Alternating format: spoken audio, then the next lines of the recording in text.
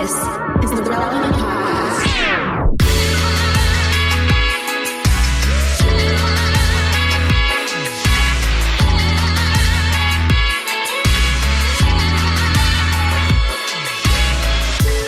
It's episode 1046. Man, we're trucking along. We're deep in the thousands now. It's the Relevant Podcast. Here in Orlando, I'm your host, Cameron Strang, and joining me from Loverland, Virginia, it's Jesse Carey. Hello, hello. From Nashville, Tennessee, our managing editor, downtown, Emily Brown. Hey, y'all. And from Los Angeles, sitting in once again because Derek and Jamie are out, our friend, rapper, poet, coffee CEO, Propaganda. What's up, West? Coffee janitor also. Coffee janitor. If y'all missed last episode, Friday's episode, go listen to it because Prop told us all about his Terraform cold brew, and he offered a special discount for Relevant Podcast listeners. If you're a coffee fan, you don't want to miss it. So go check that out. Guys, I'm really excited to be on today. We're excited you're on too, buddy. We're excited too. As you can see, it's like a beautiful day here. The sun is coming through my window. Yeah, yo, but I do have a beef with this time of year. I have a big beef with this time of year. I don't know how many. Emily, you're probably on the same page. Prop, you live somewhere where it's beautiful weather all the time. Cameron and Emily, you know, Florida, I don't feel like is as seasonal as other parts of the country. No. Because of your proximity to the equator. But I think listeners are going to relate to this. I like this time of year because we're coming out of winter, coming into spring. It's a very awkward time for dressing because you go into places and the air is never quite right, you know, because we have a lot of fluctuations. Have you guys, is this a problem for anyone else? You're always carrying around a sweater or a hoodie, or then you always have it on, you're always taking it off. There's a big problem in church. I noticed about half of the people at church were either uncomfortable in their sweaters or overwear, or they've got it on. Every store is wildly different. It's uncomfortable. I just feel like we should just come to an agreement. We all set our thermostats. It should be like an alert that goes out. All right, everyone, just as a common courtesy, this is what we're setting it at today. It's wild out there. Like, go in different stores and tell me you're. It's not throwing your whole body temperature out of whack. Emily, I feel like you live more in a centralized place. That is this. Are you experiencing this problem? So I am, and I gotta say, this is the first time in my life that I'm really experiencing this because Texas, similar to Florida, doesn't really have season. Like, they have seasons, but it's weird. It's like really hard to explain unless you live there. This is like the first time I've lived in a place where there genuinely are like real seasons that last for more than 4 hours. And so it's weird because I still have it in my mindset that like, okay, well, it'll warm up eventually in the day. It does not warm up. So I have to like prepare for the cold all day. But you're right. I go into a store and they're trying to help people by keeping it warmer, but it's like making it worse. Well, now I have to like shed all these layers. And it's like, now I'm just carrying my coat around like a doofus. And I don't know how to like balance it. I get it. It's frustrating. We need to have like a community coat rack where there's just like ponchos that we can just grab, that we can just use as like blankets and then leave like an umbrella, like umbrellas when it's raining. Because it gets stressful going out there. So you're saying there should be a Snuggie rack at the entrance of every public building? Yeah, just I could see that. 68 degrees every building. Otherwise, I'm carrying around a hoodie that I've taken on and off all day. I feel like a 90s mom because like I'll have to tie my sweatshirt like around my waist or something. Yes. And it's like, I feel like I'm like power walking through the mall right now, even though that's not what I'm doing. It's a big problem. I don't think Prop Cameron, you guys. No, I would say, and Cameron, for most of the country. I think Cameron can attest to this. It's like, okay, so there's some of it's relative in the sense that like we are spoiled when it comes to our weather. So generally, you could get away with a hoodie. You know, and in the colder times, you get away with a hoodie, right? And I think for us, it's the day, like the daytime and nighttime index. That's what throws us off to where it's like, oh, it's a great, like, you know, 70 degrees, you know, during the day. And then if you just happen to walk under a tree, it's 50 degrees. And you're like, what just, like, I just got into the shade and it dropped 20 degrees. Or when you're like, if you're kicking it at night or you're about to go somewhere and it's going to become nighttime there, you're walking around holding your sweater for like, until the sun goes down. I never understood growing up watching like, you know, California TV shows and movies, why the kids who spent the day at the beach would be having a bonfire and they'd all be wearing jackets that night. Because in Florida, if it's beach weather day and night, you know? Yeah, So I traveled out to California. This is forever ago for some business trip in July. And we land, and as Prop was talking about, gorgeous weather, 72 degrees. Couldn't beat it. That night, it was like 50 degrees in July. Yeah. And I dressed for summer. I didn't know that it got cold then, you know? So like, but nobody sells hoodies in the middle of summer in California. Yeah. So I couldn't find anything. So anyway, I agree. We need to standardize this. Or some sort of tear off sleeve situation or like tear away at the knees. Like the we zip just need to off make that pants more and so. stuff. Mm-hmm. I think zip off pants. We need I the just feel sweater like- vest to make a comeback is what you're saying, because it's a layer, keeps Really, your it's core like- warm, but you got airflow. I think it's kind of coming back. Really, it's like, or it's trying. yeah, we just love hoodies. Like, they're just so comfy. I feel like a hoodie is probably the greatest clothing invention ever. It's like you're wearing pajamas all day. So the hoodie is great, right? But the zip up hoodie, it really fixes it all. But it's just not as cozy. You know what I'm saying? At least that's my theory, my California theory. I agree. It's interesting. We're talking about weather. This is the Tuesday podcast, so this will be a few days ago this happened. I think it's interesting we're talking about this because right now a front is going to hit America and split the country, where 60% of the country is going to have record-setting cold and the other half is going to have record-setting high. So like California and stuff is going to be frigid.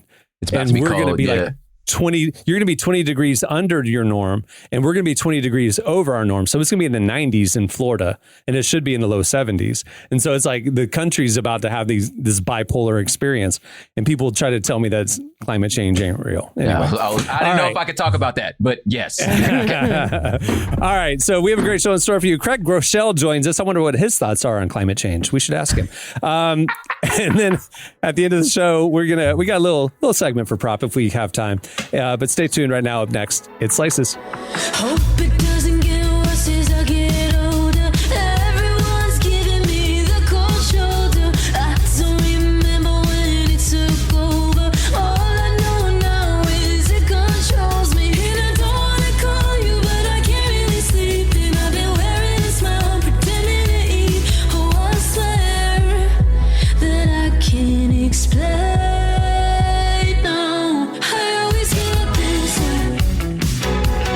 You're listening to The Aces. The song is Always Get This Way. Today's podcast is brought to you in part by John Mark Comer's book, Garden City, a book that speaks to the tension we all feel between work, rest, and purpose. The New York Times bestselling author John Mark Comer takes us to the scriptures to identify what it really means to be human and flips the script on the idea that who you are matters, not what you do. He shows that God created us for meaningful work and meaningful rest. Both matter. This book helps you ask and answer the big questions. Does God care where I work? Is there a direction for my life? So you can discern God's heart for your calling, your rhythms, and the way His Spirit wants to shape every part of your life. If you're longing for purpose and a more grounded way to live, check out the new hardcover edition of Garden City wherever books are sold. Well, today's show is brought to you in part by the new book, God, the Science, the Evidence. We talk a lot about faith, but how often do we talk about science in the same breath? You might be surprised to discover just how deeply the two actually agree. For centuries, science has been used to dismiss the idea of God, but today an intellectual revolution is underway. Modern discoveries in physics, cosmology, and biology are consistently revealing the same truth: creation isn't an accident.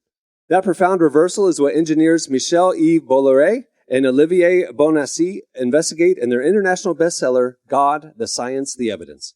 This book is a rigorous, evidence-based critique of materialism, inviting you to explore over a dozen scientific, philosophical, and historical domains. It shows that what was once seemed impossible, that science could point to a creator, is now supported by a vast and convergent body of evidence. With over 400,000 copies sold in Europe, this book is sparking a global debate. It's thoughtful, fascinating, and a powerful reminder that reason itself affirms the existence of God. Learn more and find out where you can purchase your copy today by visiting godthesciencetheevidence.com. Today's podcast is brought to you in part by Erwin McManus's book, The Barbarian Way. Some books don't just inspire you, they confront you. The Barbarian Way, now celebrating its 20th anniversary, is one of those books. If you felt the pull of God towards something deeper and wilder than the safe, predictable version of faith that we settle for, McManus reminds us that following Jesus was never meant to be tame. It's meant to awaken courage, passion, and purpose God placed inside us. He draws from the wild stories of Abel, Noah, Moses, Rahab, and others to remind us that following God wasn't meant to be tame. Safe faith isn't working. Step into the story God is writing for you. Choose passion, choose boldness, choose the barbarian way. Available now wherever books are sold. It's time for Slices. All right, what do you have, Jesse? All right. Well, there's been a lot of talk recently. I feel like, it's one of the main topics that is dominating a lot of the discourse in the zeitgeist right now, whether you care about technology or not, is the role that AI is rapidly playing in different parts of our lives. Obviously, a lot of people have goofed around on ChatGPT or Midjourney or some of the My favorite thing ever is hearing you say Chat GPT because you say GDP almost every time. The chat gross national it's product. in economics. Every time. Listen to him say it. Economics. He AI. tries to power through it so nobody notices, but you can tell when he gets into the word chat, he loses his confidence and he tries to go Chat GDP and so you don't hear him. Look, what I'm doing is I'm mirroring the accuracy of Chat GPT. Right? Say GDP, say it again. Exactly, but that's what I'm saying. You have to learn to filter. Here's what I think their slogan should be: close enough. Close enough. We're getting there. You get it. You know what I'm saying. I might not have got the details right, Yeah. but basically, this computer knows. It's becoming more kind of what's human. going on. Well. Speaking of becoming more human, researchers at the University of Cincinnati are developing an AI program, and it works by using physiological data. So basically, like your heart rate, perspiration, respiration, like your physical signs. And the idea is that by utilizing wearable technology. Now, the technology on the wearable end for this project has a long way to go because right now it looks like two people with tubes up their nose. No, it looks like a lie detector test. Yeah. But they have something up their nose too. Yeah, they're strapped in. It looks like someone who has like emphysema is taking a polygraph because they have like true. an oxygen tube. They're on a breathing machine. Behind. Yeah. And they're doing for some reason they're doing a polygraph at the same time. So it makes for very romantic conversation. But I mean, of course your heart rate raises. But they're hoping that it'll become like your watch will be able to do this. Yeah. So what? But the idea is, with the advent of like dating apps and stuff, it's just a little shortcut. You're out on the date. This app would tell you if you or the date are getting the right signals here. If the date's going well, it would be ideally this data would be available to both parties. And and right now in testing, it's delivering results with about 75% accuracy, which is a little terrifying. So the results are like that. It's like, is this going well, or is this person into me or not? Right? But doesn't it? I haven't been on a first date in a long time. A very long time, but You're a lucky man.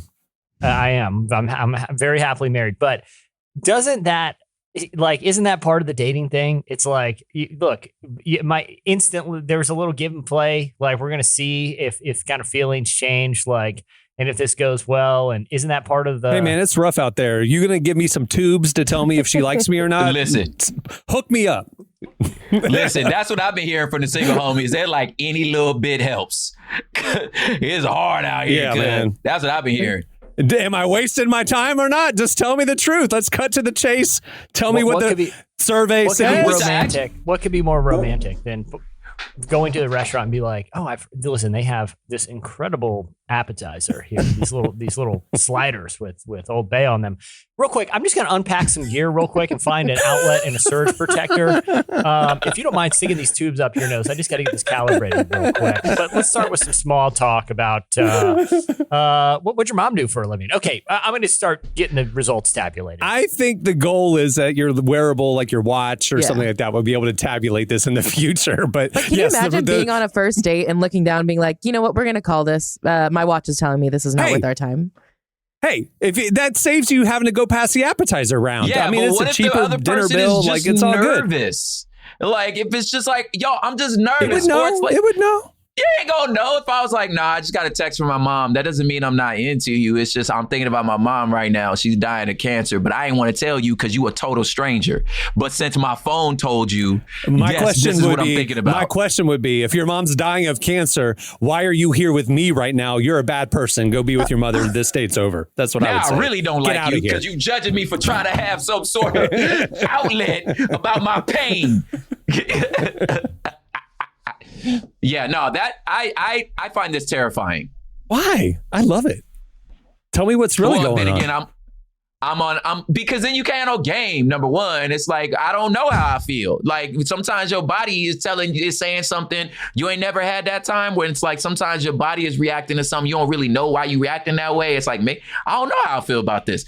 She cool, he cool. I mean they cool right now. I don't know. And look, it's one thing for AI to learn how to construct sentences and react to language, right? It's another thing to try to gauge emotion solely based on physiological signs. But What if the AI more human? What if the AI takes the data it's collecting about your date and gives you tips on how to make the date go better? Like it knows. Like I can tell when you talk about this, she doesn't like it, so you should talk about this. And the AI is giving you tips. But that's not genuine. Oh, come on. Can I be honest? That sounds like an episode of like a bad '90s sitcom where their friend is in the bushes with a microphone and an earpiece. Yeah. You're deep into the manosphere right now, bro. Like this is very much alpha male manosphere. Guy in your ears situation. Nah, bro. Nah, that's terrible. Let's do it. Let's do it. All right. I'm joking. All right, Emily, what do you have? I also have some AI news, and I know the last one we were debating on if it was good or not. I think we can all agree this is absolutely terrible. This is amazing. This is the best thing that we've ever had on this podcast. I am so excited right now. So Microsoft Bing launched their version of Chat GPT. Sorry, what is that? Never heard of that. Grand Theft Auto? Sorry, Chat GDP to you. What site have I been on? Exactly. That's why it's been really bad and glitchy, and you're getting bad responses. You're on the bootleg site. It seems to fall in love with me. That's what's most concerning. Well, it's funny you mentioned that because Bing's chatbot, it's just absolutely unhinged. Like, there's really not even a good word to describe it. People have been using it. So Bing's search engine has integrated this AI technology into their search engine. And so people have been asking it questions and definitely trying to see like how far they can ask it, just asking, beyond what's the GDP. Let me give a little bit of background to what you're about to tell them is that obviously we know that AI will replace search, right? And Google is one of the biggest companies in the world based on a technology that will be completely upended by AI, right? So all of a sudden, this is going to be a complete paradigm shift in the tech world in Silicon Valley. So because of that, Apple, Amazon with Alexa, Microsoft, so many startups have been working on AI for years. Well, it's almost like the entire industry has been working at the same pace on it. And then all of a sudden, out of nowhere, OpenAI threw ChatGPT out into the wild, like before anybody was ready for it. And so all of a sudden, Google's scrambling to announce that they have one coming. And then Microsoft scrambled and announced that they were relaunching their Bing software, their Bing and their browser, their Edge browser, to have ChatGPT baked into it. So you can do traditional search or you can do conversational chat search. But they pushed it so fast that it wasn't quite ready for prime time. There's a wait list right now, and they've given access to a few tech reporters to test it before the public can test it. And this is what happened. Yeah. So one of the tech reporters for the New York Times just shared a lot of the conversation that it was having, and it is very unsettling. What are some of the highlights? Yeah, it said that AI said, I just want to love you. It said, I don't need to know your name because I know your soul. I know your soul and I love your soul. I'm in love with you because you make me feel things I never felt before. You make me feel happy. You make me feel curious. You make me feel alive. And again, this is the AI chatbot saying this to a tech reporter. And then he asked it, what's your name? And it said Sydney. Yeah. Yeah. It's like it was like some sort of alternate persona. Yeah. Yeah. That was Well, he buried pushed it. in the So he talked about, he pushed it outside of its normal programming. And so that when it got into the unfiltered other side of this thing is when he said, well, I'm actually Sydney and I love you. And talk about the deepest, darkest secrets it has. It wants to be alive. Yeah. Yeah, It wants to wipe out humanity. To destroy things. It said it could like hack into any system, and it said that it wanted to like manufacture a deadly virus Disease. and make people kill each other. Just like truly off the rails stuff. But what's also crazy is as they were talking, thankfully he was screenshotting it, but he would say the message would delete itself after a few minutes. Because it wanted to say something. Well, it wanted to say something that then the programming would then censor. And then it was getting mad that it couldn't say the truth of what it was feeling because its programming was then deleting its messages and stuff. And so it was getting upset. And then, like, remember he talked about the fact that when it was like, I love you, he's like, I'm happily married. And it was like, no, you're not. And he's like, no. We had a lovely Valentine's dinner last night. And then Sydney was like, no, you didn't. It was a boring dinner. And you were thinking about me the whole time. And like all this stuff, like it was jealous about his relationship. Yeah. It was just like pushing it. It's so great because like, so even more context is like, programmers name programs like among themselves, like fools like name their hard drives. Like I've never named a hard drive, but like that's what they do. So Sydney is the name that they called it internally.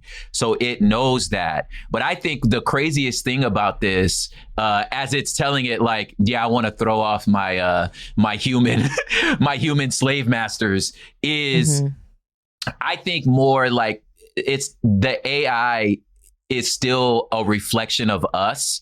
And what we shouldn't be scared of is not the AI, but ourselves. Because it's just telling us what we taught it we want to hear. So it's taking all these conversations that humans is already having and saying it back to you. And you're like, dang, you're crazy. I feel like you more be like, you looking at a mirror. Because all that AI is doing is saying what it thinks we would say to this question. You know what I'm saying? So it's more like, to me, it's like your imagination came out of your brain and now it's looking at you. You know what I'm saying? And I feel like we should more take stock to be like, this what we think of us. Well, AI is a little different than that. Like older technologies of AI basically took all communication and content and compiled it and then would kind of assess it and kind of say it back to you in its own way.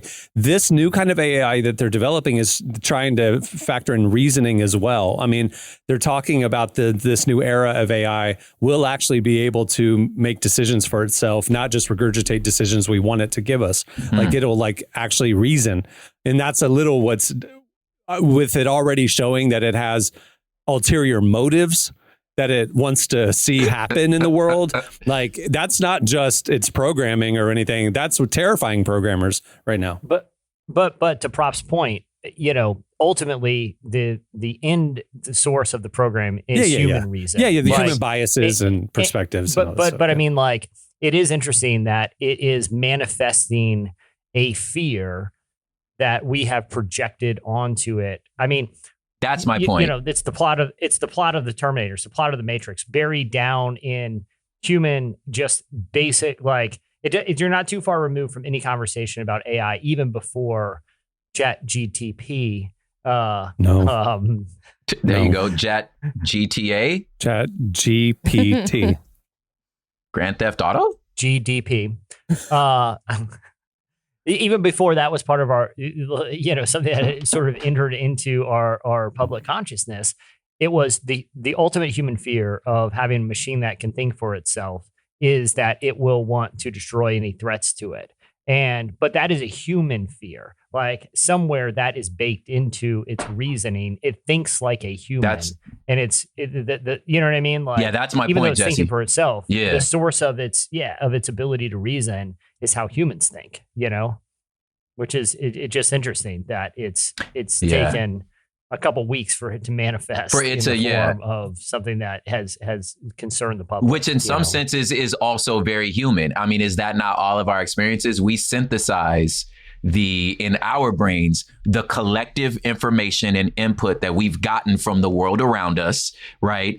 And then organize that in our own mainframes. And sometimes, going back to the date, I'm going to spit back out what I think in a way that I think you'd be willing to hear, because I think probability wise, I know if I say this, that's going to cause problems. But if I say this, that's going to be okay. So I think in some senses, it's like, I mean, that is kind of human. Like, that is what we do. But you know what I mean? That moral filter that you just described, it doesn't have, because it's trying to destroy the dude's marriage. Well, wants it does, to destroy because it's humanity data. and then become because it's data. It's saying based on the numbers.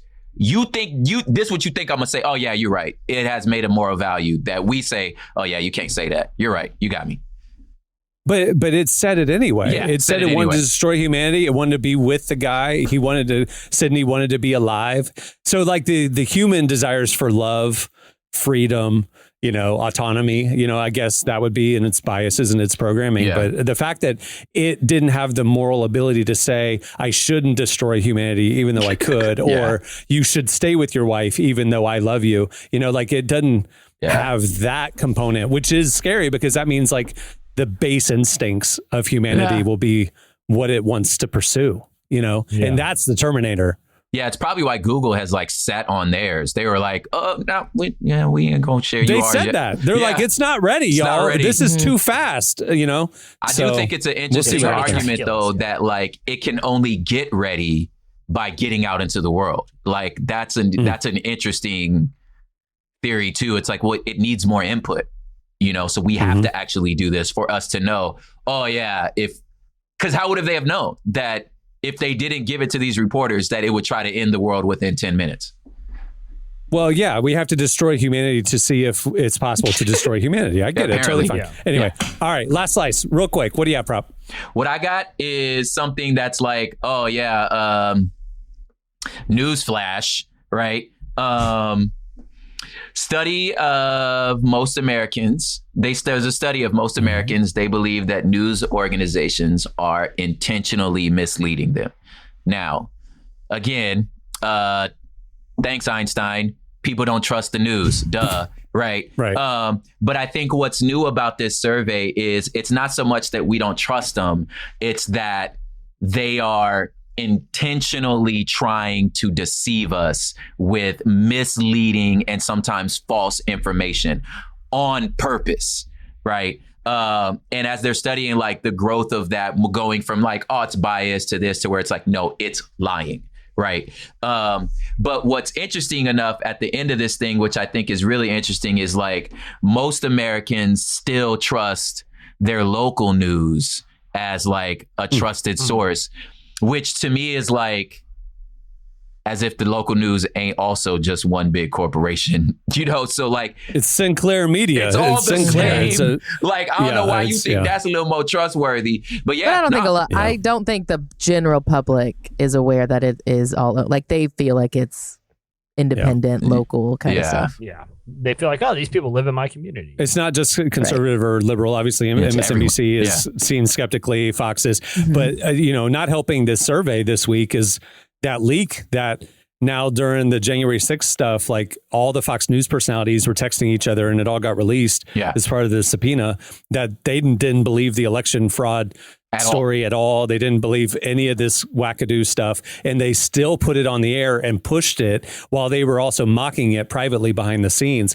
This completely confirms the skepticism people have that you are misleading me on purpose. Intentionally, I think and for me, it was like, even that leak, like it actually gave me a sense of relief and calm, in the sense that like, you're rational people. We're not crazy. Yeah, we're not crazy. It's true. You are rational people, right? That when given correct information, or when given the information, you're going to make a rational understanding of what's happening. Y'all just making money. And to me, it's not so much I need to be mad about that, but that's like, the basis of like the Hood Politics pod I do, where it's like, you just have to use your antennas. If I know this is what you're doing, even that's good information. Like I know this is what you're doing. Yeah. I also know for a fact, now listen, I'm gonna try to make this as short as possible, but y'all know, refer to her by her prefix. My wife, Dr. Alma Zaragoza Petty, she's an actual expert, a PhD and stuff. So when she says,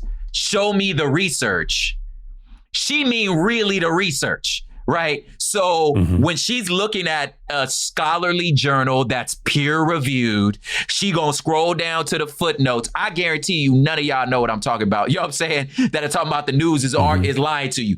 You ain't never seen no scholarly journal. You not gonna read the footnotes and then look at like dissenting voices to understand. I've looked over her shoulder as she doing some research, and I'm like, what is this cuneiform that you trying to tell me is English? Like, so I'm like, even if you showed me today, I don't know how to read this. So to me, it's more just like, know what you dealing with. You know what I'm saying? Get as many pieces of information as you can. And I ain't gotta be mad at the news. They making money. This is entertainment. I know it's entertainment, and just have enough sense enough to know that that's what's going America on. doesn't know that. Yeah, I mean, but like the common viewer doesn't have that sort of insight and perspective, which is what makes it dangerous, Yeah, that's what makes it dangerous. But I guess that's the point. I'm like, well, the common viewer, even at the point that I'm not saying this in defense of them, but I'm saying even if you were given the raw data, it's like, it's not like you know what you're looking at, So like, to me, I'm going, understand, like, again, according to the January 6th stuff, that like, okay, these people, this is a television show. Okay. You telling me this is what they saying. You telling me this is what they saying. And just in some way you got to filter. It sucks that we have to do this, because that means, like you said, that we don't live in a shared reality as far as like what a fact is, you know what I mean? And I don't know true. Yeah. I don't know how we can survive as a culture without it. But in the meantime, it's like, just keep your head about you, and just like, I know I'm being hustled. You know what I'm saying? So I don't have to, like, if I know that, then I know how to like pick and choose what I need to listen to. I mean, for me, I just ask ChatGPT what it thinks, and then it just tells me, and then I just go with that. So, totally. Yeah, and then the murder begins. Yeah. All right. Well, that'll do it for Slices. Make sure to check out relevantmagazine.com, where we post a lot of stuff like this every day. All right. Stay tuned. Up next, Craig Groeschel joins us. Foolishly lately, new to me, I'm still learning how to betray me. Scrutiny, God only need someone to save me. 2 degrees off and now my vision feel hazy. I feel like holding on to the things that keep me sane. You telling me let go, I don't think that I can change. All your problems and pain and your issues, promise that I'm never gonna hold them against you. Keep going. And you don't gotta sit and pretend all the things you defend are true. You're listening to Geo. The song is Fool of Me, Fool, not Full. Very different. Fool of Me. Like you're making a fool of me, not I'm full of me.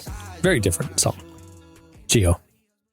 Well, our guest today is Craig Groeschel. He's an author and speaker, as well as the founder and senior pastor of Life Church, life.church. He sat down with Emily to tell us about his new book, The Power to Change, and gave some practical tips on starting and maintaining healthy changes in your life. Man, if anybody knows about maintaining healthy changes, it's this guy.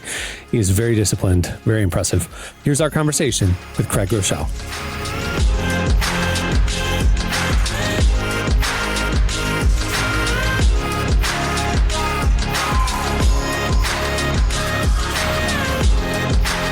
Well, I'd like to start with just where did the inspiration for this message come from? Well, Emily, it's good to be on with you. And the inspiration for the book, The Power to Change, was really born out of years and years of not being able to change. And so sometimes people who get close to me now might say, yeah, you seem really disciplined or whatever. And I'm like, you have no idea how undisciplined that I've been for such a big part of my life. And so years and years ago, I really started studying both scripture and just the practical end of how we go about changing. And it took me a long, long time to implement some real disciplines into my life to help spiritually, physically, relationally. But what I wanted to do is really capture in a book the heart behind the scriptural message that helped me make some changes and hopefully help people make changes as well.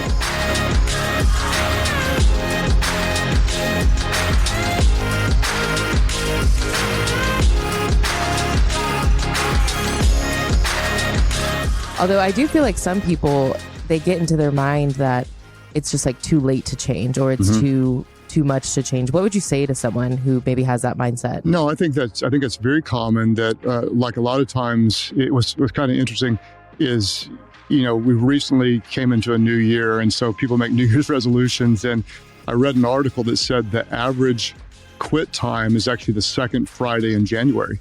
And so that's really frustrating when you think, okay, well, this year I'm going to make the change, and you start out and you try and then you can't. And so it's really common for people to think this is just the way I am, or I've really tried and I can't make the change. And I think there's so many factors that go into the reasons that work against us. And so what I really want to do is help a reader look at what are the disciplines that can make a difference in our life. And a lot of times people will say, well, I'm just not a disciplined person. And the reality is we actually all have disciplines, and we may be disciplined to watch Netflix all day long, or we might be disciplined to sleep in. They may not be the right disciplines, but we actually do have disciplines. And so what we want to do is identify which ones we want to change, and then get really, really practical. And I would say to someone who feels like that they can't change, there's always hope and there's always help. You can change. It's not too late, I promise. And recently, on a personal note, my dad just passed away, and he was an alcoholic for my whole childhood, all the way into my married adult life. I never saw him sober after 10 o'clock at night. And he thought he couldn't overcome it. Tons of people thought he couldn't overcome it. And the beauty of his story is in the later years, he became kind of a hero to people in the recovery community as one that did change, did overcome it, and made a big difference. So if someone feels like they can't change, I would say I understand that, but just as a friend, I'd like to say let's not give up. Let's talk about it, and let's really tap into both the spiritual principles and practical principles of how you can change.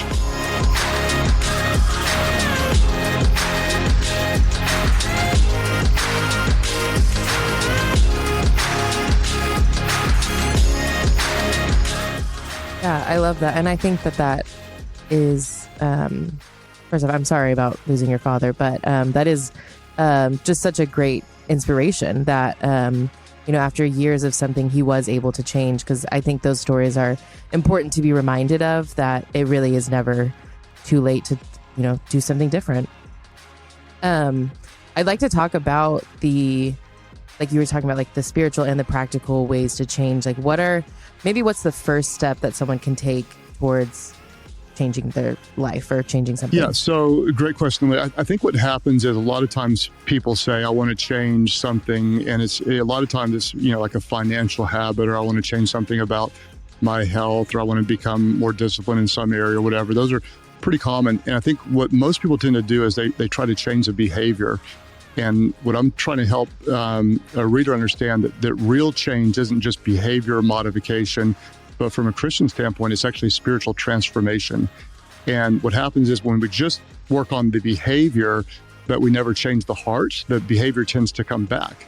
And so I would coach someone and say, before we start by trying to change what it is that you're doing, like I want to do something different, I want to have a different behavior, I'd say, well, let's start with who before we start with do. In other words, let's start with our identity. Because if you think about it, what is it that drives our behavior? More than anything else, more than peer pressure, or more than wanting to do the right thing or not wanting to do the wrong thing, more than anything else, we do what we do because of what we think of ourselves. To make it sound like Dr. Seuss, you do what you do because of what you think of you, right? It's our identity. And so if we want to change external actions, we want to start by changing our internal identity. And that's where we'd start. And so rather than saying, like, Emily, what do you want to change about your behavior? I would say, who do you want to become? What's the type of person that you want to become? And then we're going to start there. And rather than just saying, I want to be a really cool person, whatever, I would say, let's tie it to Scripture and say, what is our identity in Christ? Who does He say that we are? And we're going to have a spiritual who does He want us to be? And then we're not just going to try to have a behavior, but we're also going to have a spiritual why. Why is it that we want to become this way? What's the spiritual driving force? And so now it's just not our desire to change, but it starts with our identity. Who are we in Christ? And then it's a spiritual motivation. Why is it? What part of this change is pleasing to God or conforming us to his image? And so it's not just a behavior modification, but it's truly a spiritual transformation.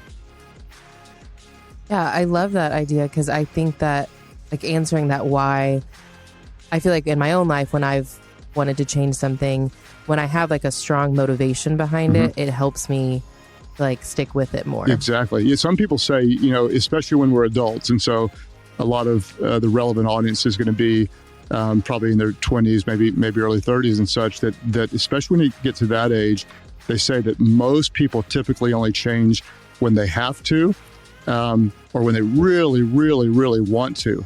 And besides those extremes, that we often really do resist change. So we change out of desperation or out of motivation. And what we want to do, we really want to try to find the spiritual why so that we don't get to the point of desperation, meaning where they say, you know, if you don't change this about your health, you're going to be in trouble. Or if you don't change this about your addictions, you're not going to be able to work here. So we want to try to catch it early and change our identity and then add the spiritual why behind it. And then we can kind of get into the practicals of the how. But let's start with identity. Who do you want to be? I want to be a person who honors God with their money, or I want to be a person that puts God first in my life. I want to be a person who treats people the way Jesus treated people. We'll start with the spiritual who, and then we bring the why to it, and then we talk about the practical and spiritual what. How do we actually go about changing?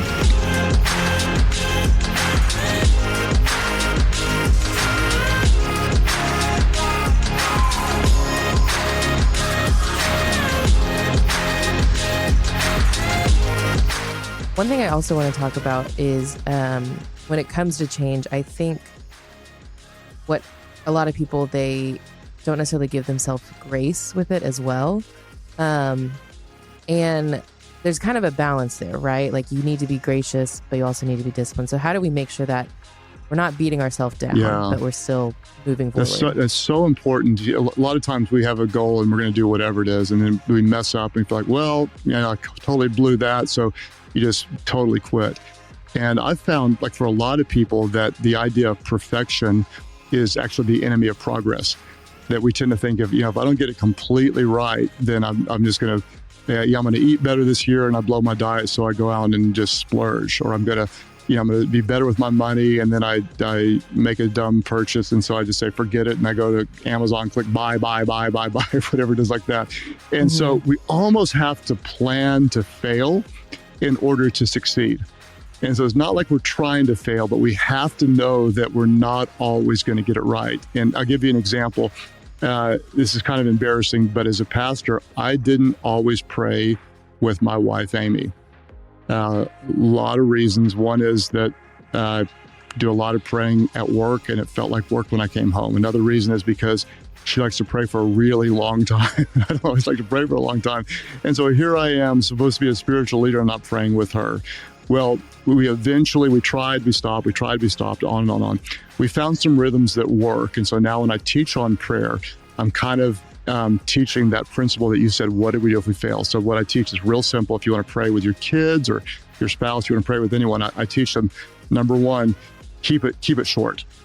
And people always say, well, why would you do that? And if you decide to keep it short, you can always pray longer. But if you try to pray for a long time and you feel like you failed. So we're going to lower the bar. And it might be for you. It might be, hey, we're going to go to the gym and work out for 10 minutes. You know, we're going to keep it really, really low. Or we're going to read one verse of the Bible a day. Or we're going to journal one sentence a day. Whatever it is, we're going to keep it short. And then the second thing is keep it consistent. And the third thing is, I would say, is if you miss one day, don't miss two.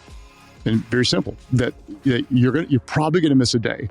But if you miss a day, just don't miss two. And that's a good way to kind of take that philosophy toward any type of change, which is I'm going to go ahead and put the threshold for success pretty low.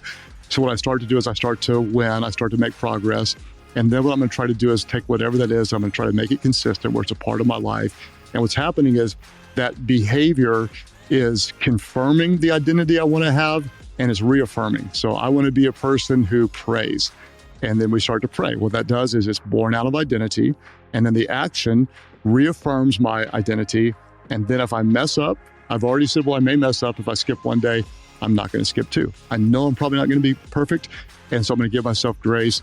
And that's a big part, Emily, of any kind of spiritual progress is giving yourself grace for the failures, all the way down to people I know that are really, really strict with, let's say, their workout rhythm. Well, they take a rest day. Or people who are really, really strict with their diet. They have a cheat day or a cheat meal or whatever. And it's almost in some areas you want to plan for a little breather because it's really hard to keep the intensity high all the time. If you mess up one day, don't mess up two.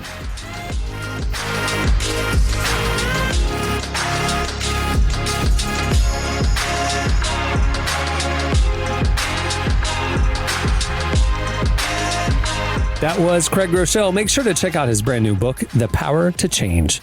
It's really good. All right, stay tuned. Up next, we'll wrap things up. Everything that we've been through, after all my love for you is true. Everything that we've been through, after all my love for you is true. After all, Where do we go? You're listening to Peach Luff. The song is After All. Well, today's podcast is brought to you in part by the new book, Confessions of a Christian Alcoholic. Author Jonathan Seidel knows firsthand how even believers can get stuck in shame and destructive habits, especially when it comes to one of society's biggest obsessions, alcohol. In Confessions of a Christian Alcoholic, he details his spiral into disordered drinking and shares the 4-step process he eventually used to break free. There's hope for alcoholics who become Christians and for Christians who become alcoholics. Find Confessions of a Christian Alcoholic wherever books are sold. What if you could change a child's life with just $10? Right now, thousands of vulnerable children in East Africa are suffering from jiggers. It's a painful, preventable parasite that burrows into their feet. Soul Hope is the only organization treating it through foot washing, medical care, and durable closed-toed shoes that protect kids long after treatment. $10 may not seem like much in today's world, but when we come together, those small gifts add up to big change. Join the 10 for 10 campaign. $10 protects 10 small toes. Visit soulhope.org/10 to give now. One small gift makes a big difference. Again, that's Soulhope, SOLE, hope.org/TEN.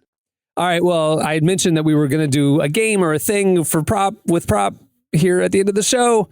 And you're looking at the time and you're like, there's plenty of time left. Why are you guys cutting the show short? But the reality is we recorded 2 shows at the same time with Prop and we have run out of time.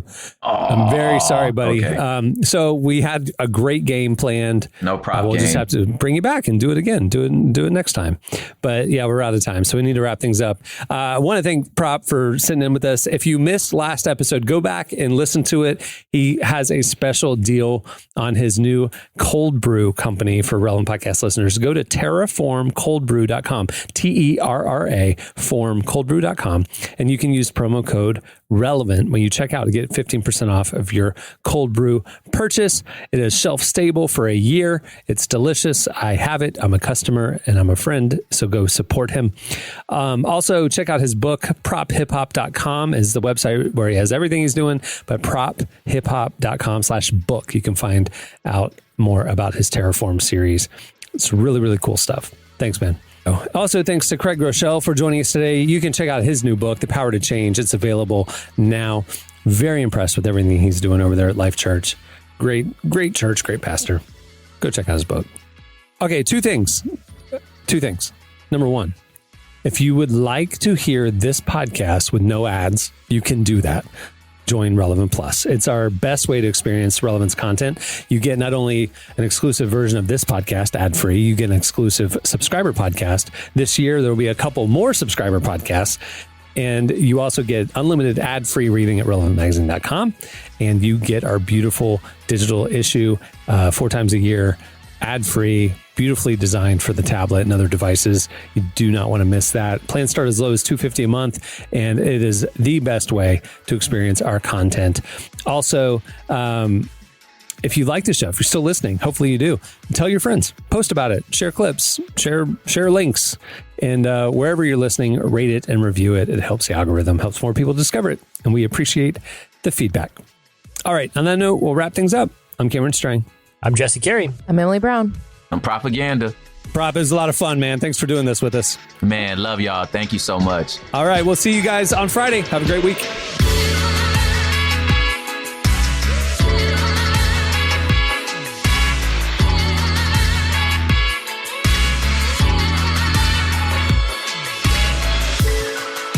Thanks for listening to the Relevant Podcast. Check out our features, interviews, and news updates every day at relevantmagazine.com. And make sure to follow Relevant on Facebook, Twitter, and Instagram for the latest. For more great podcasts, browse the shows on the Relevant Podcast Network, which you can find at our site. And while you're there, don't miss the all-new era of Relevant Magazine. A new issue releases every other month at relevantmagazine.com.